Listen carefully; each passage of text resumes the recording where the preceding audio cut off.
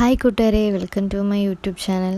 കട്ടൻ ചായ കുഞ്ഞുങ്ങൾക്ക് കൊടുക്കുവാൻ പാടില്ല എന്ന് പറയുന്നത് എന്തുകൊണ്ട്? കട്ടൻ ചായ മാത്രമല്ല, ചായ, കോഫി ഒന്നും തന്നെ കുഞ്ഞുങ്ങളിൽ ശീലമാക്കരുത് എന്ന് പറയുന്നതിൻ്റെ കാരണം എന്താണ്, അല്ലെങ്കിൽ അതിൻ്റെ ദൂഷ്യവശങ്ങൾ എന്തൊക്കെയാണ് എന്നതാണ് എൻ്റെ ഇന്നത്തെ ഈ വീഡിയോയിൽ ഞാൻ ഉൾപ്പെടുത്തിയിരിക്കുന്നത്. അപ്പോൾ നമുക്ക് വീഡിയോയിലേക്ക് പോകാം. അതിനു മുമ്പ് എൻ്റെ ഈ ചാനൽ ആദ്യമായിട്ട് കാണുന്ന കൂട്ടുകാർ ഒന്ന് സബ്സ്ക്രൈബ് ചെയ്യാൻ മറക്കല്ലേ. ഇതെല്ലാവരും പൊതുവെ അറിഞ്ഞിരിക്കേണ്ട ഒരു കാര്യമാണ്. ചായ എന്ന് പറഞ്ഞാൽ ടീയിൽ ടാനിൻ എന്നൊരു പദാർത്ഥമാണ് അടങ്ങിയിട്ടുള്ളത്.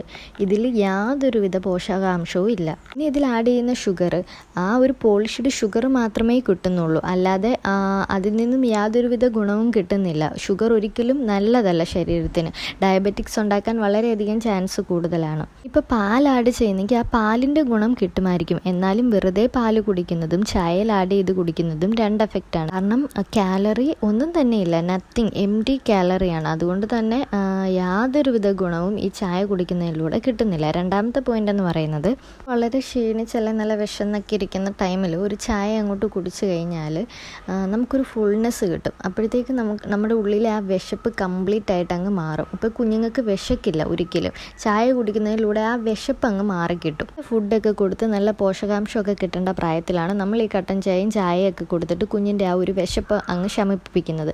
അത് ശരിക്കും പറഞ്ഞാൽ ഒരു ദ്രോഹം തന്നെയാണ് നമ്മൾ കുഞ്ഞിനോട് ചെയ്യുന്നത്. പേരൻസ് തന്നെ ചെയ്യണമെന്നില്ല, വീട്ടിലെ മുതിർന്ന ആൾക്കാരാണ് ഇത് ഏറ്റവും കൂടുതലായിട്ട് കുഞ്ഞിന് ചായ കൊടുത്തേ പറ്റൂ, അല്ലെങ്കിൽ ചായ കുടിച്ചില്ലെങ്കിൽ ഭയങ്കര ക്ഷീണമാണ് എന്നൊക്കെ രീതിയിൽ പറഞ്ഞിട്ട് കുഞ്ഞുങ്ങൾക്ക് നിർബന്ധിച്ച് ചായ കൊടുത്ത് കണ്ടുവരുന്നത്. ഇതെന്ന് പറയുന്നത്, ഈ ചായയിൽ അടങ്ങിയിട്ടുള്ള ഈ ടാനിൻ എന്ന് പറയുന്ന ഈ പദാർത്ഥം അയൺ കുഞ്ഞുങ്ങളുടെ ശരീരത്തിലേക്ക് ആഗിരണം ചെയ്യുന്നതിന് പൂർണ്ണമായിട്ടും തടയുന്നു. അയൺ എന്ന് പറയുന്നത് കുഞ്ഞുങ്ങളുടെ ശരീരത്തിന് വളരെ ഇമ്പോർട്ടൻ്റ് ആയിട്ടുള്ളത് ഒന്നാണ്. ശരീര വളർച്ചയ്ക്കും പ്രതിരോധശേഷിക്കും ബുദ്ധി വളർച്ചയ്ക്കും എല്ലിൻ്റെയും പല്ലിൻ്റെയും എല്ലാം വളർച്ചയ്ക്കും ഏറ്റവും അത്യാവശ്യമായിട്ടുള്ള ഒന്നാണ് അയൺ.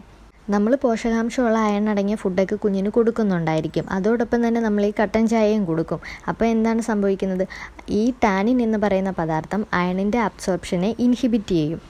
അയൺ നമ്മൾ കൊടുക്കുന്നുണ്ടായിരിക്കും, പക്ഷേ അത് കുഞ്ഞിൻ്റെ ശരീരത്തിലേക്ക് ആഗിരണം ചെയ്യില്ല. കുടലിൽ നിന്ന് ശരീരത്തിലേക്ക് അത് എത്തത്തില്ല. എന്താണ് സംഭവിക്കുന്നത്? കുട്ടിയുടെ ശരീരത്തിന് ആവശ്യമായ, അല്ലെ ഡെവലപ്മെൻറ്റിന് ആവശ്യമായ ഒരു മൂലകത്തെ കൂടിയിട്ട് ഈ ചായ നശിപ്പിക്കുകയാണ് ചെയ്യുന്നത്. ഇങ്ങനെ ഒട്ടും ആവശ്യമില്ലാത്ത, അല്ലെങ്കിൽ ഇത്രയൊക്കെ പ്രശ്നങ്ങളുള്ള ഒരു സംഭവം കുഞ്ഞിന് കൊടുക്കണമെന്ന് നിങ്ങളൊന്ന് ആലോചിച്ച് നോക്ക്. അല്ലെങ്കിൽ ഒരു ടീനേജറൊക്കെ ആവുന്ന സമയത്ത് കുഞ്ഞുങ്ങൾക്ക് വേണമെങ്കിൽ ഇച്ചിരി കുടിക്കണമെന്നൊക്കെ തോന്നിക്കഴിഞ്ഞാൽ കൊടുക്കാം. കാരണം അപ്പോഴേക്കും ആ പീക്കേജസ് ഓഫ് ഗ്രോത്ത് ഒക്കെ കഴിഞ്ഞിട്ടുണ്ടായിരിക്കും. പിന്നെ 5 വയസ്സിന് ശേഷം അവർ ഈ ഓടിച്ചാടി നടക്കുമ്പോഴത്തേക്ക് ഓട്ടോമാറ്റിക്കലി അവർക്ക് വിശപ്പുണ്ടാവാൻ ചാൻസ് കൂടുതലാണ്. 5 വയസ്സ് വരെയുള്ള കുഞ്ഞുങ്ങൾക്ക് ഒട്ടും വിശപ്പുണ്ടാവില്ല. നമ്മൾ ഫോഴ്സ് ചെയ്തായിരിക്കും കുഞ്ഞുങ്ങൾക്ക് എപ്പോഴും ഫുഡ് കൊടുക്കുന്നത്.